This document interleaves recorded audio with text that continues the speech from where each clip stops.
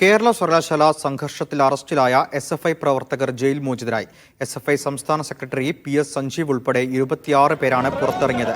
പോരാട്ടത്തിന്റെ ആദ്യഘട്ടം മാത്രമാണിതെന്നും ഇത് തുടരുമെന്നും PS സഞ്ജീവ് പറഞ്ഞു.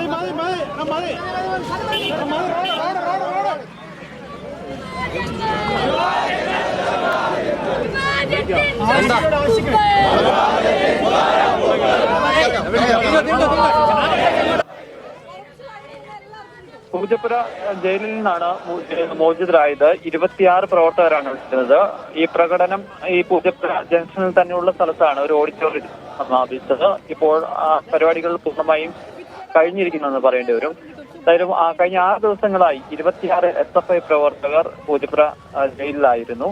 സർവകലാശാലയിലെ സംഘർഷവുമായി ബന്ധപ്പെട്ടായിരുന്നു പോലീസ് അറസ്റ്റ് ചെയ്തത്. പോലീസിനെ ആക്രമിച്ചതിനും പൊതുമുതൽ നശിപ്പിച്ചതിനും സർവകലാശാലയിലേക്ക് അതിക്രമിച്ചു കയറിയതിനും ഉൾപ്പെടെ ജാമ്യമില്ലാ വകുപ്പ് പ്രകാരമായിരുന്നു കേസെടുത്തിരുന്നത്. ഇന്നാണ് തിരുവനന്തപുരത്തെ കോടതി ഇവർക്ക് ജാമ്യം അനുവദിച്ചത്. വൈകുന്നേരത്തോടുകൂടി ഇതിന്റെ നടപടികൾ പൂർത്തിയാക്കി വലിയ സ്വീകരണമാണ് SFI പ്രവർത്തകർക്ക് ലഭിച്ചത്.